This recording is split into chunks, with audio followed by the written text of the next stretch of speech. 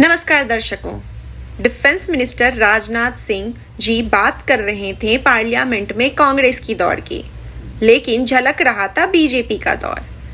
Supreme court ने Modi government के कितने ही फैसलों को अनकॉन्स्टिट्यूशनल माना है। राजनाथ सिंह जी इलेक्टोरल बॉन्ड पे भी बोल सकते थे। उन्हें पता था कि कैसे मोदी गवर्नमेंट के दौर में कॉन्स्टिट्यूशन की धज्जियां उड़ाई जा रही हैं। लेकिन राजनाथ सिंह जी तो मोदी गवर्नमेंट को कॉन्स्टिट्यूशन का रक्षक बता रहे हैं। पार्लियामेंट में वो बता रहे थे कि कैसे इमरजेंसी के दौर में वह 18 महीने जेल में रहे। जब वो जेल में थे तो उनकी मां का देहांत हुआ, तो उन्हें मुखाग्नि देने के लिए जेल से जमानत तक नहीं मिली। देखिए, ये बेहद ही शर्मनाक घटना है और अच्छा किया राजनाथ सिंह जी ने ये बातें पार्लियामेंट में बताया। लेकिन इतना यातना झेलकर जब राजनाथ सिंह जी देश के गृह मंत्री और उसके बाद रक्षा मंत्री हैं, तब उनके रहते हुए कैसे साईं बाबा को बिना सबूत के उनको जेल में डाल दिया गया। जब उनकी माता की देहांत हुआ तो उन्हें जमानत तक नहीं मिली। राजनाथ सिंह जी, ये क्या शर्मनाक घटना नहीं है? नताशा नरवाल को अपने बीमार पिता से मिलने नहीं दिया गया। स्टेन स्वामी तो जेल में ही मर गए। उन्हें पानी पीने तक के लिए सुप्रीम कोर्ट का दरवाजा खटखटाना पड़ा। आपकी रक्षा मंत्री बनने से क्या चेंज हो गया राजनाथ सिंह जी? पत्रकार सिद्दीक कंपन की मां गुजर गई तो उन्हें भी अंतिम संस्कार में मिलने नहीं दिया गया। राजनाथ सिंह जी को कांग्रेस की सरकार के समय राष्ट्रपति शासन के जरिए सरकार को गिराना याद रहा, लेकिन मोदी सरकार के दौर में उत्तराखंड और अरुणाचल प्रदेश की सरकार को कैसे बर्खास्त किया गया यह याद नहीं रहा। लाजपत राय, सरदार भगत सिंह, वीर सावरकर और ऐसे कई महापुरुषों के विचारों ने हमारे संविधान की भावना को मजबूत और समृद्ध किया है। अध्यक्ष महोदय,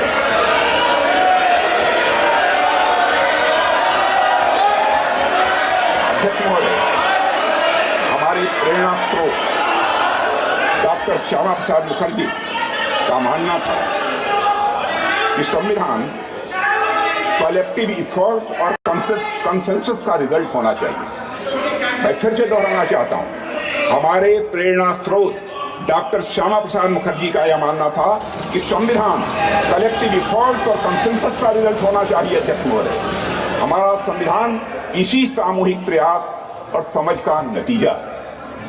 हमारे संविधान के लिखे जाने से 6 साल पहले यानी 1944 में लिखे गए constitution of the Hindustan free state नाम के दस्तावेज में कई बड़े नेताओं ने संविधान के बारे में अपने विचार दिए थे। इसमें सभी नागरिकों के लिए धार्मिक स्वतंत्रता सुनिश्चित करने की बात कही गई थी।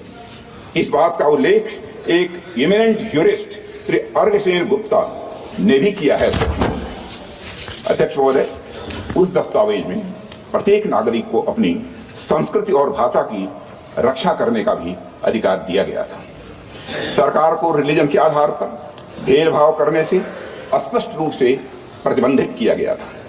सार्वजनिक अनुदान प्राप्त करने वाले स्कूलों को रिलीजियस एजुकेशन देने की मनाही थी और यह भी स्पष्ट किया गया था कि स्टेट का कोई रिलीजन नहीं होगा, यानी वह सेकुलर होगा।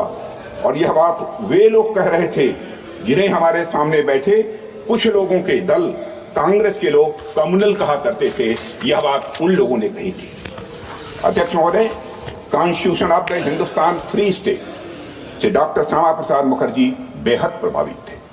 और अगर हम संविधान सभा की बहस को ध्यान से पढ़ें तो पता चलता है कि उन्होंने राष्ट्रीय एकता के लिए और अलगाववादी प्रवृत्तियों पर अंकुश लगाने के लिए एक मजबूत संघ यानी स्ट्रांग यूनियन की आवश्यकता पर विशेष बल दिया था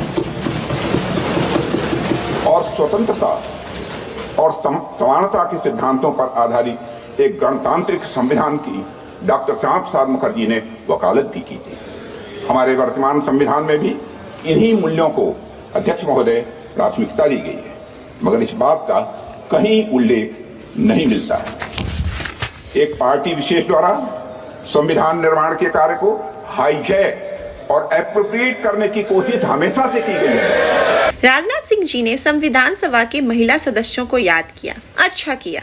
उन्होंने एक किताब का जिक्र किया जिन किताब में इन महिलाओं का योगदानों का वर्णन है। उन्होंने एक किताब का नाम भी लिया, founding mothers of the Indian republic politics of the framing of the constitution. यह किताब कैम्ब्रिज यूनिवर्सिटी प्रेस में छपी है। किताब के लेखक कौन है? अच्युत चेतन। उन्हें यह जानकर कितना अच्छा लगा होगा कि रक्षा मंत्री ने अपने भाषण में उनके किताब का जिक्र किया, लेकिन अच्युत चेतन के ट्विटर हैंडल से कुछ और ही बात पता चल रहा है। वो लिखते हैं कि भारत में लोकतंत्र अंतिम सांसें ले रही है। संविधान इस लोकतंत्र को बचा पाने में सक्षम नहीं रहा है। वह एक ट्वीट को रीट्वीट भी करते हैं जिनमें लिखा गया था कि क्या सुप्रीम कोर्ट आरएसएस के हलफनामे दायर करने को कहेगा कि वह संविधान में विश्वास रखता, तो यह सच अमृतकाल चल रहा है। आरएसएस के विचारधारा को अपोज करने वाले लेखक के किताब को रक्षा मंत्री पार्लियामेंट में जिक्र कर रहे हैं।